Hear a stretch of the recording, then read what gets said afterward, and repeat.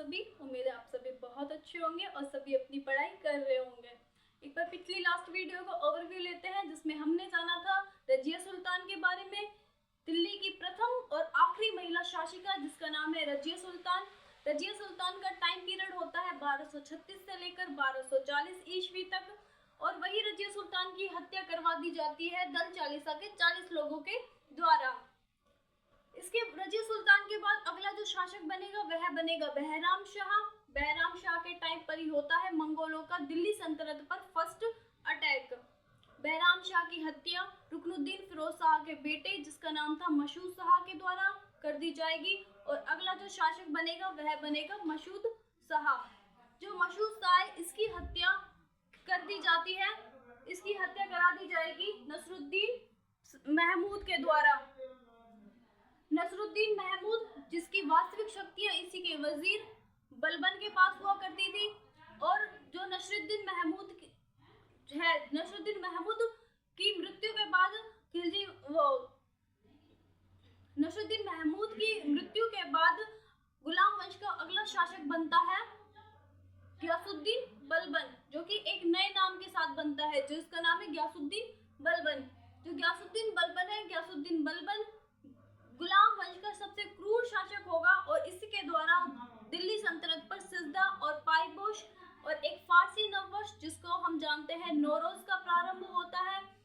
दिल्ली सल्तनत का वह शासक जिसकी मृत्यु पुत्र वियोग में होती है तो वह है गयासुद्दीन बलबन। गयासुद्दीन बलबन की मृत्यु के बाद जो अगला दिल्ली सल्तनत का शासक बनेगा वह होगा इसका बड़ा पोता जिसका नाम है केकुबाद। केकुबाद 3 साल दिल्ली सल्तनत पर रूल करेगा, और इसके बाद अगला शासक इसको हटाकर अगला शासक बनता है कैमुर्स। जो मलिक फिरोज है यह दिल्ली सल्तनत के इस शासक को हटाकर अगला दिल्ली सल्तनत का क्या बनता है, शासक बनता है, अगला सुल्तान बनता है।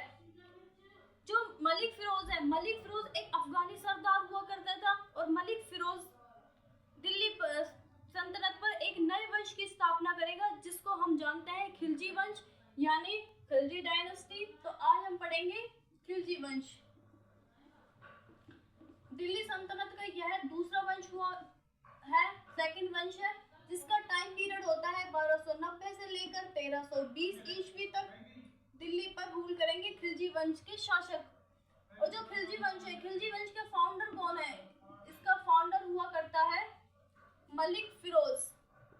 वही मलिक फिरोज जो दिल्ली के शासक पर एक न्यू नाम के साथ बैठता है जिसका नाम है जलालुद्दीन फिरोज खिलजी। जलालुद्दीन फिरोज खिलजी। जो जलालुद्दीन फिरोज खिलजी है, जलालुद्दीन फिरोज खिलजी 1290 से लेकर 96 ईस्वी तक दिल्ली पर रूल करता है। जलालुद्दीन फिरोज खिलजी जो एक खिलजी वंश है, यह दिल्ली सल्तनत का सबसे छोटा रूल टाइम पीरियड वाला वंश होगा जो कि दिल्ली पर सबसे कम समय के लिए शासन करेगा।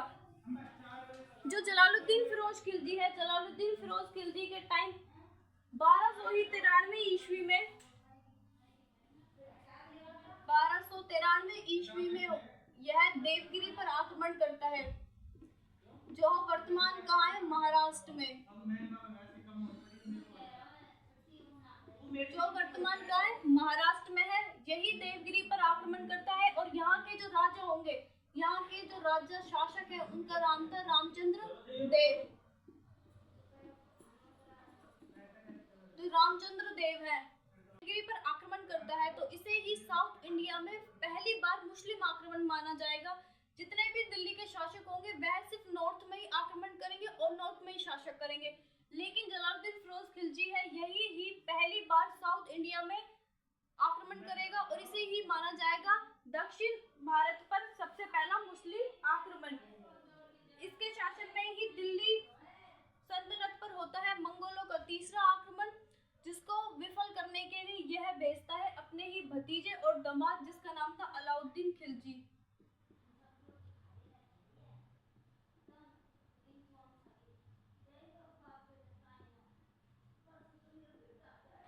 अलाउद्दीन खिलजी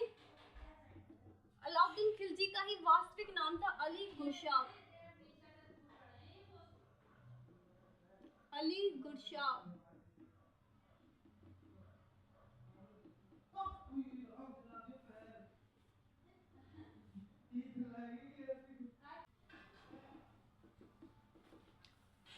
अलाउद्दीन खिलजी, जिसका वास्तविक नाम था अली गुरशाब। अली गुरशाब जो कि इक्तेदार होता है, इक्तेदार था कड़ा का, जो वर्तमान का है कौशाम्बी, जो वर्तमान कौशाम्बी में पड़ता है। जो जलालुद्दीन फिरोज खिलजी है, यह मंगोलों के आक्रमण को विफल करने के लिए भेजता है अलाउद्दीन खिलजी को, जो कि कड़ा नामक स्थान का क्या हुआ करता था, इक्तेदार हुआ करता था। जब अलाउद्दीन खिलजी है, अलाउद्दीन खिलजी मंगोलों के आक्रमण को विफल कर देता है, तो जो उसकी सेना में जो सैनिक आए थे, वह 2000 सैनिक जलालुद्दीन फिरोज शाह खिलजी से प्रार्थना करते हैं कि हमें दिल्ली में ही रहने की क्या दो, इजाजत दो, और हमें दिल्ली में ही रहने दिया जाए। तो वह 2000 सैनिक जलालुद्दीन फिरोज खिलजी से प्रार्थना करते हैं कि उन्हें दिल्ली में ही रहने दिया जाए और उन्हें दिल्ली में ही शरण दे दी जाए। तो जो जलालुद्दीन फिरोज खिलजी है, यह उन 2000 सैनिकों के सामने शर्त रखता है कि आप इस्लाम कबूल कर लीजिए और आपको दिल्ली में शरण दे दी जाएगी। तो जो 2000 सैनिक है, उन 2000 सैनिकों के द्वारा इस्लाम धर्म कबूल कर लिया जाता है। और जब वह 2000 सैनिक इस्लाम धर्म कबूल कर लेंगे, तो वहीं उनके लिए एक स्थान दिया जाएगा, जिसका स्थान का नाम था मुगलपुर। उस स्थान का नाम क्या रखा गया था, मुगलपुर, जिसको वर्तमान में हम जानते हैं मंगोलपुरी के नाम से। यह है मंगोलपुरी, जो कि पड़ती है दिल्ली में। इन 2000 सैनिकों को इस्लाम धर्म कबूल करने के बाद दिल्ली में एक शहर बसाया जाता है, जिसका नाम मुगलपुर रखा गया। यही मुगलपुर वर्तमान में मंगोलपुरी कहलाता है। 1296 में ही अलाउद्दीन खिलजी बिना बताए जलालुद्दीन फिरोज शाह खिलजी को बिना बताए देवगिरी पर आक्रमण कर देगा। और जब देवगिरी पर आक्रमण करता है, तो वहां से बहुत सारा लूटपाट करके लेके आता है, और जो रामचंद्र देव है, इसकी पुत्री को अगवा करके ले आता है अलाउद्दीन खिलजी। तो 1296 ईस्वी में अलाउद्दीन ने बिना बताए देवगिरी पर आक्रमण कर दिया, और देवगिरी पर आक्रमण करके लूटपाट की तथा वहां के शासक रामचंद्र देव की पुत्री को अगवा करके ले आता है कड़ा। जब यह बात जलालुद्दीन फिरोज खिलजी को पता लगती है, तो वह उससे मिलने के लिए कहाँ आते हैं, कड़ा नामक स्थान पर, जहाँ का वह इक्तेदार हुआ करता था। जब जलालुद्दीन खिलजी अलाउद्दीन खिलजी से मिलता है कड़ा में, तो अलाउद्दीन खिलजी धोखे से हत्या कर देता है जलालुद्दीन फिरोज खिलजी की। जब जलालुद्दीन फिरोज खिलजी की धोखे से हत्या कर दी जाती है अलाउद्दीन खिलजी के द्वारा, तो दिल्ली का अगला सुल्तान बनता है अलाउद्दीन खिलजी। तो 1296 ईस्वी में दिल्ली का अगला शासक बनेगा अलाउद्दीन खिलजी।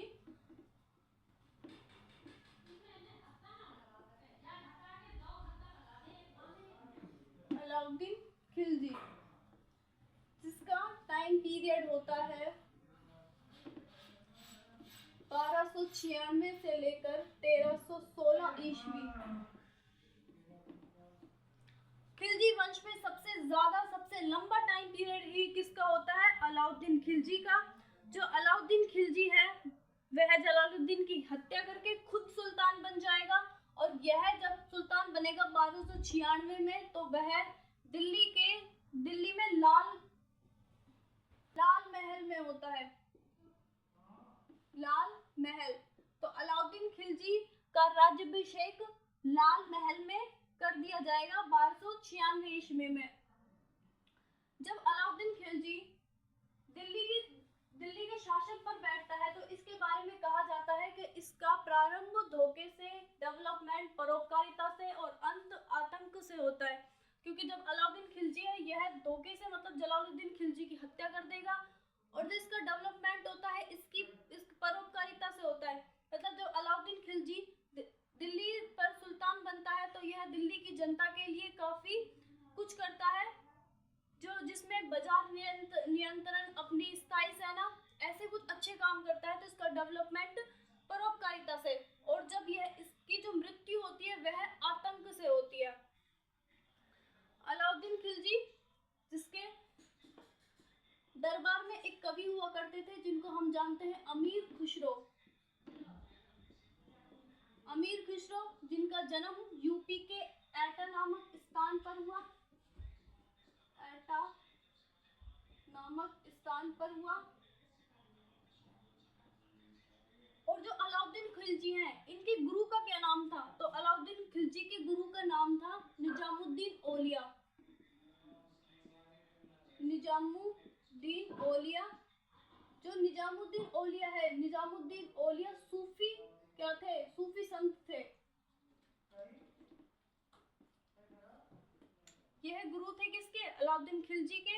अलाउद्दीन खिलजी, निजामुद्दीन औलिया, जो कि सूफी संत हुआ करते थे। जब अलाउद्दीन खिलजी के ही एक दरबार में एक कवि हुआ करता था जिसका नाम था अमीर खुसरो। अमीर खुसरो का जन्म यूपी के एटा नामक स्थान पर हुआ। अमीर खुसरो को ही कहा जाता है तोता ए हिंद। अमीर खुसरो को एक उपाधि मिली हुई है जिसे हम जानते हैं तोता ए हिंद।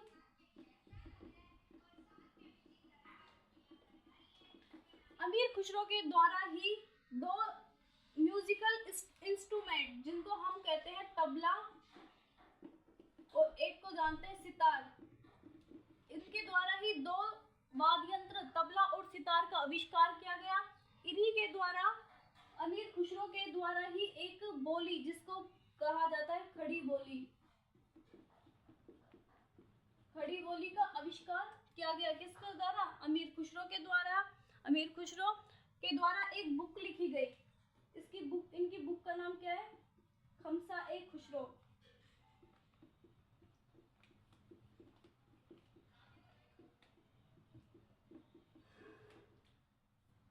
अमीर खुसरो, जिनका जन्म यूपी के एटा नामक स्थान पर होता है, इन्हीं के द्वारा दो वाद्य यंत्र तबला, सितार और तबला का आविष्कार किया गया। इन्हीं के द्वारा खड़ी बोली का आविष्कार किया गया। और इसके ये द्वारा संगीत में कव्वाली गायन, इनके द्वारा एक और हुआ था कव्वाली गायन का। संगीत में कव्वाली गायन होता है, इसका भी प्रारंभ किसके द्वारा किया गया? अमीर खुसरो के द्वारा कव्वाली गायन शैली का आविष्कार किया गया। इनके द्वारा एक पुस्तक लिखी गई जिसको जानते हैं खमसा ए खुसरो। जो अमीर खुसरो है, अमीर खुसरो ने कश्मीर को धरती का क्या बोला है? स्वर्ग।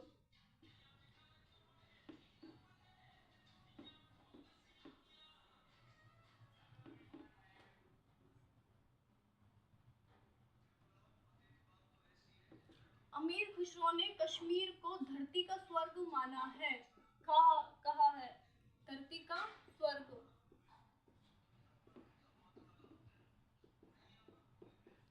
अमीर खुसरो के द्वारा ही अलाउद्दीन खिलजी को एक उपाधि दी गई, जिसे अलाउद्दीन खिलजी को इसने कहा सुल्तान ए जहां, यानी विश्व का सुल्तान। अलाउद्दीन खिलजी को एक टाइटल दिया गया, यानी उपाधि दी गई, जिसको हम जानते हैं सुल्तान ए जहां।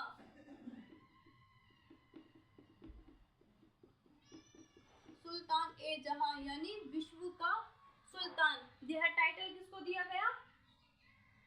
अलाउद्दीन खिलजी के बारे में ये कहा जाता है कि अलाउद्दीन खिलजी का जोधपुर अभिलेख, एक अभिलेख है जोधपुर अभिलेख। जोधपुर अभिलेख में अलाउद्दीन खिलजी की जो तुलना है वह भगवान से की गई है।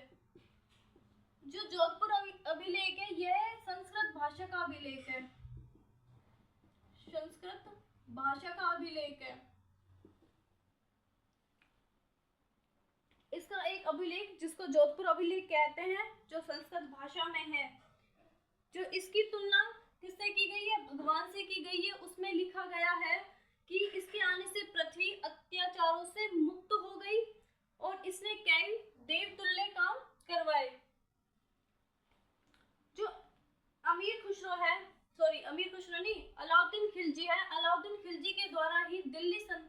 नगद वेतन प्रारंभ किया।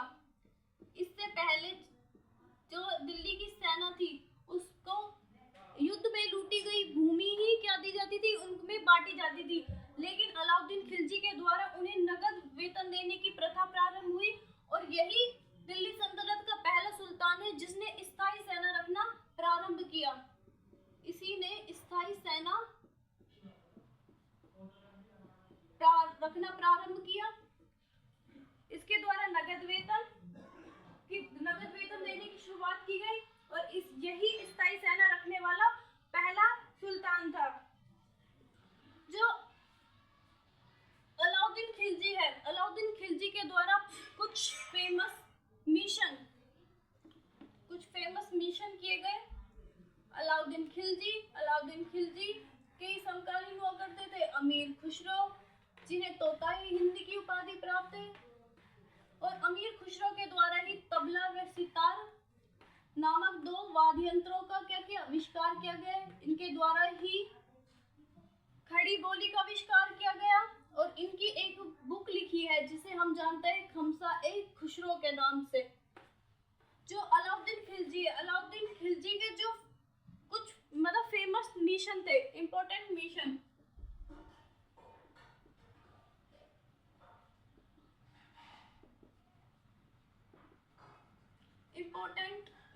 थे इनके कुछ, किसके?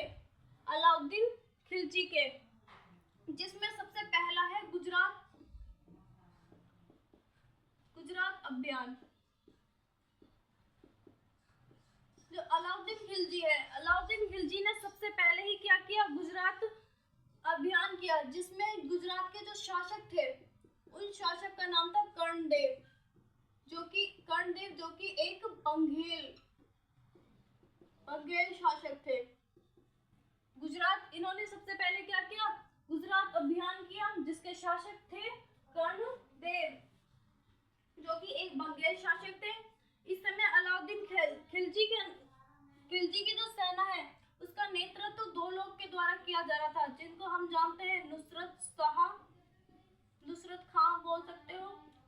और नुसरत खां के अलावा जो दूसरा था उसका नाम था उलुग खां।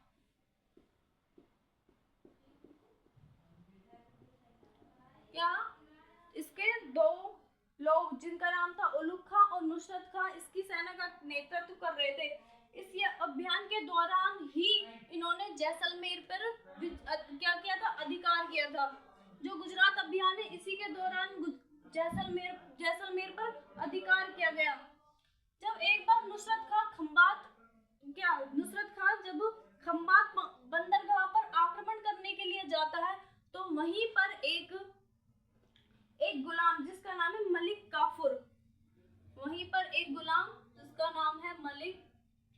काफूर, मलिक काफूर को ही कहते हैं 1000 दिनारी।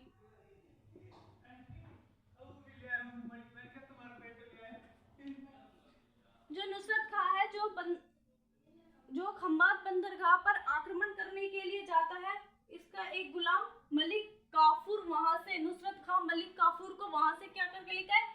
खरीद कर लेकर आता है मलिक काफूर को। जो मलिक काफूर है यह एक ट्रांसजेंडर हुआ करता था, यह एक किन्नर हुआ करता था। और यह जो है मलिक काफूर इस बेहद ही होशियार था। जब नुसरत शाह ने इसको देखा तो मलिक काफूर को जब देखा तो ये बेहद होशियार और वफादार था। इसी प्रतिभा से प्रभावित होकर नुसरत शाह ने मलिक काफूर को 1000 दिनार में खरीद लिया। इसलिए इसे क्या कहा जाता है? 1000 दिनारी कहा जाता है। और जो अलाउद्दीन है, जो ये मलिक काफूर है, आगे जाकर अलाउद्दीन खिलजी का सेनापति बनेगा। 1301 ईस्वी में होता है रणथंभौर अभियान। कब होता है? 1301 ईस्वी में। ठीक है, अलाउद्दीन खिलजी के द्वारा ही 1301 ईस्वी में होता है रणथंभौर अभियान। इस समय वहां के शासक का कौन थे? हमीर देव, जो कि एक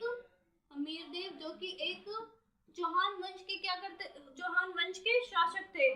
जो हमीर देव चौहान वंश शासक था। इसके जो इस युद्ध में उल्लुग खां और नुसरत खां को दोनों को भेजा गया था, लेकिन इस आक्रमण में नुसरत खां की क्या हो जाती है, मृत्यु हो जाती है। नुसरत खां की मृत्यु हो जाती है, यानी नुसरत खां मारा जाता है। ठीक है, मृत्यु होती है तो अलाउद्दीन खां स्वयं खुद आता है, कहां पर, रणथंभौर पर। रणथंभौर पर स्वयं आता है चढ़ाई करने के लिए। 1301 ईस्वी में समय आता है तो जो अलाउद्दीन है वह रणथंभौर पे क्या कर देता है, अटैक कर देता है, और हम्मीर देव की हार होती है और यह हम्मीर देव को मार देता है और इसकी मृत्यु हो जाती है। हम्मीर देव की क्या हो जाएगी, मृत्यु हो जाती है। पराजित करके इसकी हत्या कर दी जाएगी और सभी राजपूत महिलाएं हैं वह जौहर कर लेंगी। जब 1301 ईस्वी में रणथंभौर हो जाता है तो 1303 ईस्वी में, अगले 1303 ईस्वी में होता है चित्तौड़ पर आक्रमण। चित्तौड़ पर आक्रमण जब 1303 ईस्वी में चित्तौड़ पर आक्रमण होता है तो इस समय यहाँ के राजा का नाम क्या था, रतन सिंह। यहाँ के राजा हुआ करते थे रतन सिंह। जो रतन सिंह है, 1303 ईस्वी में अलाउद्दीन स्वयं इस मिशन पर आता है। इस मिशन में किसी को भेजता नहीं है, बल्कि खुद अलाउद्दीन खिलजी अपने सेनापति मलिक काफूर के साथ स्वयं आता है चित्तौड़ के आक्रमण पर। और जो 1303 में चित्तौड़ पर आक्रमण हुआ, इसकी जानकारी कौन सी बुक में मिलती है, तो वह मिलती है हमें पद्मावत में,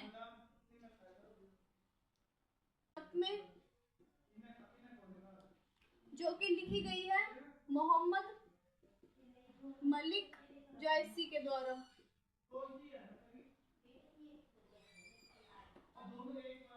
जो कि लिखी गई थी 1540 ईस्वी में शेरशाह सूरी के टाइम पीरियड में। ठीक है, पद्मावत जो लिखी गई है मलिक मोहम्मद जायसी के द्वारा, जो शेरशाह सूरी के समय में लिखी गई थी। अलाउद्दीन के द्वारा जब चित्तौड़गढ़ पे आक्रमण किया जाता है तो इसमें यह रतन सिंह की क्या कर देता है, हत्या कर देगा, और यहाँ की रानी पद्मावती के द्वारा सभी रानियां क्या कर लेंगी, जौहर कर लेंगी। जब इस दुर्ग को अलाउद्दीन खिलजी के द्वारा जीत लिया जाएगा तो अलाउद्दीन खिलजी इस दुर्ग का नाम चित्तौड़गढ़ से हटाकर क्या कर देता है, खिजराबाद। ठीक है, तो 1311 ईस्वी में यह मालदेव को दे दिया जाएगा। 1311 ईस्वी में यह किसको दे दिया जाएगा, मालदेव को।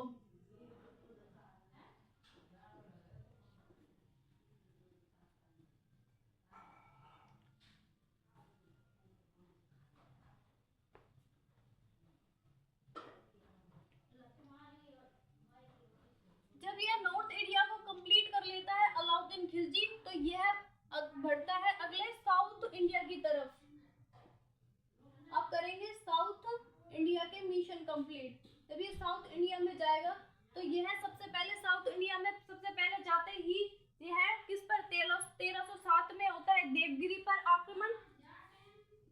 1307 ईस्वी में सबसे पहले करेगा देवगिरी पर आक्रमण। जब ये नॉर्थ इंडिया को जीत लेता है तो 1307 ईस्वी में देवगिरी पर आक्रमण करता है और 1309 ईस्वी में करता है यह किस पर, वारंगल। 1309 में करेगा वारंगल मिशन, यानी वारंगल अभियान। ठीक है, दक्षिण जो भारत है, दक्षिण भारत में तेलंगाना की राजधानी ही क्या हुआ करती थी, वारंगल, जिसमें ये 1309 ईस्वी में क्या करेगा, आक्रमण करेगा। तेलंगाना की राजधानी वारंगल हुआ करती थी। इस समय यहाँ का राजा कौन था, रुद्रदेव हुआ करता था। यहाँ के राजा का नाम था रुद्रदेव, जो कि एक बंगेल शासक था। रुद्रदेव कैसा शासक था, एक बंगेल द्वारा बनवाया गया हौज खाना। इसी के द्वारा क्या बनवाया? हौज खाना। ठीक है। अलाउद्दीन खिलजी के द्वारा अलाई दरवाजा, सिरी का किला, हौज खाना और अलाई मीनार का निर्माण करवाया गया। इसने अपने शासनकाल में मंगोलों के आक्रमण को विफल किया। इसने अपने शासनकाल में पहले हुआ था जब जलालुद्दीन खिलजी क्या था, दिल्ली सल्तनत का शासक था। जब अलाउद्दीन खिलजी शासक बना तो इसने 3 बार मंगोलों के आक्रमण को क्या किया? विफल किया। तथा इन आक्रमणों से बचने के लिए इसने दिल्ली में श्री नामक जो सिरी का किला है, इसने सिरी नामक स्थान पर को 1304 ईस्वी में क्या बनाया? अपनी राजधानी बनाई। तो 1304 ईस्वी में इसने सिरी नामक स्थान जो सिरी का किला है इसको अपनी राजधानी बनवाई। और इसका क्या की, जिसका सिरी को जो अपनी राजधानी बनवाई तो इसी की घेराबंदी की। इसी के द्वारा घेराबंदी की गई सिरी के किले की। इसी के शासनकाल में इसने सबसे अपनी सेना में हुलिया प्रथा का प्रारंभ किया। हुलिया प्रथा, इसी के द्वारा दाग, ठीक है। इसी के द्वारा बाजार को नियंत्रित करने के लिए क्या कुछ चीजें यानी वस्तु, बाजार में वस्तु और मूल्यों को निर्धारित करने वाला यह प्रथम सुल्तान था जिसने बाजार में अब सारी वस्तुओं का मूल्य निर्धारित कर दिया था। वही दिल्ली सल्तनत का वह सुल्तान जिसके द्वारा बाजार में वस्तु और मूल्यों का निर्धारण किया गया वह था अलाउद्दीन खिलजी। अलाउद्दीन खिलजी के द्वारा ही जो मुद्रा स्फूर्ति को भी नियंत्रित किया गया। और 1316 ईस्वी में अलाउद्दीन खिलजी की मृत्यु हो गई और अगला शासक बनता है मुबारक शाह। जब 1316 ईस्वी में किसकी मृत्यु हो जाती है?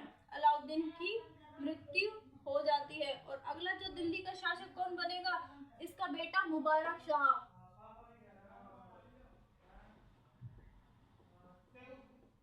जो मुबारक शाह है, अलाउद्दीन खिलजी के बाद इसका जो बड़ा बेटा मुबारक शाह खिलजी खिलजी वंश का अगला शासक बनेगा, जिसका टाइम पीरियड होता है 1316 से लेकर 1320 ईस्वी। जब मुबारक शाह सुल्तान बनता है तो यह खुद को ही खलीफा घोषित कर देता है। तो वह दिल्ली का सुल्तान जो अपने आप को खलीफा घोषित करता है तो वह है मुबारक शाह। मुबारक शाह अपने आप को ही खलीफा घोषित कर देता है। और मुबारक शाह कभी कभी जब दरबार में आया करता था तो ये स्त्रियों के वस्त्र पहनकर दरबार में आ जाया करता था। तथा इसको सिंहासन से हटाकर अगला शासक बनता है खुसरो शाह। इसी को हम जानते हैं खुसरो शाह के नाम से। अगला शासक बनेगा खुसरो शाह या खुसरो शाह। इसी के शासनकाल में पंजाब का सूबेदार हुआ करता था गाजी मलिक। जब ये सुल्तान बनता है तो इसमें पंजाब का कौन हुआ करता था? सूबेदार हुआ करता था गाजी मलिक। जो गाजी मलिक है, गाजी मलिक के द्वारा ही दिल्ली की जनता के सामने नारे लगाए जाते हैं कि इस्लाम धर्म खतरे में है। इसी ने खुसरो शाह या खुसरो शाह की हत्या की तथा एक नए वंश जिसे हम जानते हैं तुगलक वंश की स्थापना की। तो तुगलक वंश की स्थापना किसके द्वारा की गई? गाजी मलिक के द्वारा। जब ये तुगलक वंश की स्थापना करेगा तो एक नए नाम के साथ, अभी इसका नाम है गाजी मलिक, जब ये सुल्तान बनेगा तो अपने आप को कहलाएगा गयासुद्दीन तुगलक। तो अलाउद्दीन खिलजी के द्वारा 2 टैक्स लगाए गए जिन्हें धरई और चरई कहा जाता था। धरई जिसको आवास कर और चरई होता था मवेशी कर। इसके द्वारा ही अलाई दरवाजा, सिरी का किला, हौज खाना और अलाई मीनार का निर्माण कराया गया। 1304 ईस्वी में ही मुगलों के बार बार अटैक हो रहे थे। इसी के शासन में 3 बार मंगोलों के अटैक हो चुके थे। तो उसी सबकी वजह से इसने 1304 में अपनी राजधानी परिवर्तित की और अपनी राजधानी दिल्ली से बनाई सिरी को, जो कि दिल्ली में ही पड़ती है, और सिरी के किले की घेराबंदी प्रारंभ की। इसके द्वारा ही हुलिया प्रथा और दाग प्रथा स्टार्ट की गई। और हाँ, मुगल वंश में इसी जो हुलिया प्रथा दाग प्रथा है, इसको कौन अपनाएगा? शेरशाह सूरी। तो मुगल शासन में शेरशाह सूरी के द्वारा यह प्रथा अपनाई जाएगी। शेरशाह सूरी के द्वारा यह प्रथा अपनाई जाएगी। इसी ने मुद्रा स्फूर्ति की और 1316 ईस्वी में इसकी क्या हो गई? मृत्यु हो गई। शेरशाह सूरी के द्वारा ही बाजार में वस्तुओं के मूल्य निर्धारित कर दिए गए थे। इसके बाद 1316 में जब इसकी मृत्यु हुई तो अगला शासक बना मुबारक शाह, जो 1316 से 1320 तक दिल्ली सल्तनत का सुल्तान बनेगा। जो मुबारक शाह है, यह खुद ही को ही खलीफा मानने लगा। जो मुबारक शाह के बाद जो दिल्ली का अगला सुल्तान बनेगा वह होगा खुसरो शाह या खुसरव शाह। जब खुसरो शाह शासन पर बैठेगा तो पंजाब का एक सूबेदार या इक्तेदार हुआ करता था, जिसका नाम है गाजी मलिक। और इसी गाजी मलिक के द्वारा दिल्ली की जनता के सामने नारे लगाए जाएंगे कि इस्लाम किसमें है? खतरे में है, और इस्लाम धर्म को बचा लीजिए। और इसी के द्वारा इसकी क्या कर दी जाती है? हत्या कर दी जाएगी। और इसके बाद एक नए दिल्ली का एक नया वंश प्रारंभ होगा, जिसको हम जानते हैं तुगलक वंश। और तुगलक वंश का जो फाउंडर होगा वह होगा गयासुद्दीन तुगलक। तो आज की क्लास यही कंप्लीट। ककातीय वंश, इसने ही मलिक काफूर ने, जो ककातीय वंश जब ये गया तो मलिक काफूर के द्वारा, रुद्रदेव के द्वारा ही मलिक काफूर को कोहिनूर हीरा प्राप्त होता है। कोहिनूर हीरे को ही साउथ इंडिया से नॉर्थ इंडिया में ले आता है। South India to north India लाया जाता है कोहिनूर हीरा मलिक काफूर के द्वारा। इसके बाद यह आगे बढ़ा तो इसने को जब अलाउद्दीन खिलजी आगे बढ़ेगा तो इसको समुद्र नजर आया, तो इसको लगा कि इसने पूरे विश्व को जीत लिया है, तथा अलाउद्दीन खिलजी के द्वारा ही एक उपाधि धारण की जाती है, जिसे कहा जाता है सिकंदर ए सानी। सिकंदर ए सानी की उपाधि कौन धारण करता है? अलाउद्दीन खिलजी।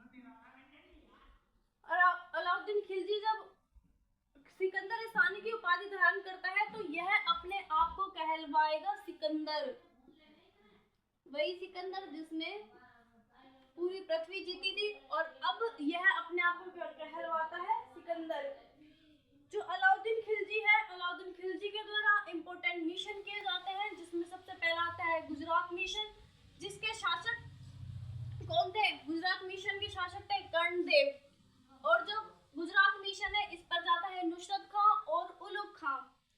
जो नुसरत खां है और उलुग खां, जब नुसरत खां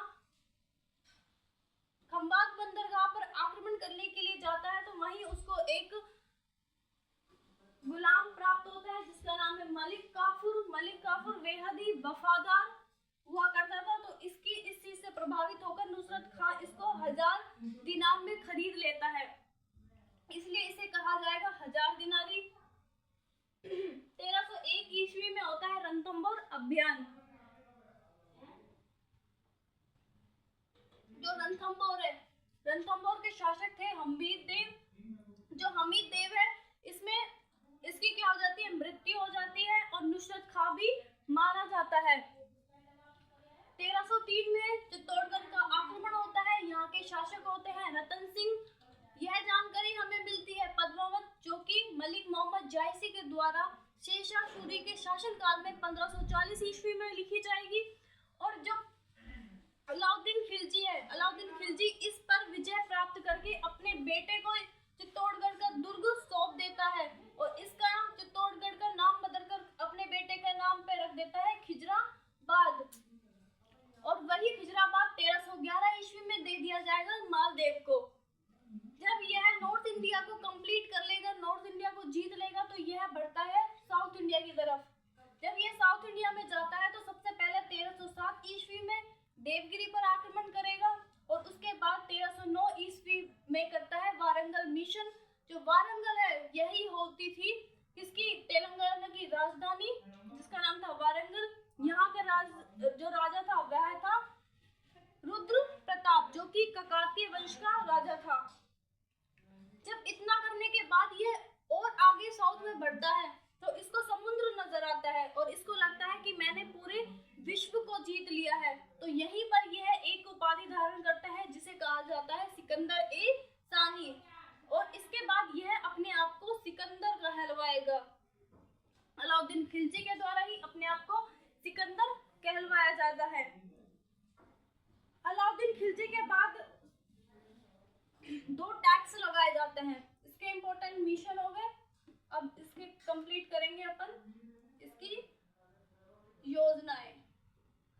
इसके टैक्स जो लगाएगा ये धरई और चरई नामक 2 टैक्स।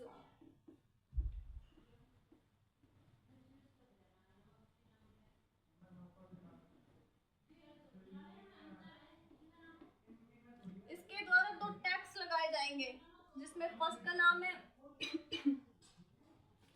सबसे पहला है धरई और दूसरा है चरई। जो धरई है, धरई चर कहाँ लगता है, जो आवास कर हुआ करता था धरई होगा आवास कर, और जो चरई है यह था मवेशी कर। ठीक है, जो कि लगाए जाएंगे अलाउद्दीन खिलजी के द्वारा। अलाउद्दीन खिलजी के द्वारा ही इक्ता प्रथा क्या होगी, दिल्ली सल्तनत पर इक्ता प्रथा का अंत करने वाला कौन होगा, अलाउद्दीन खिलजी। इसके द्वारा ही कुछ स्मारक यानी कुछ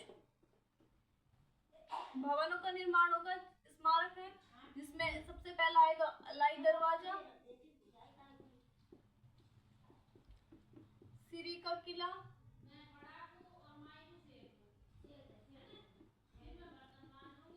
इसके बाद इसने निर्माण करवाया इसका अलाई मीनार का,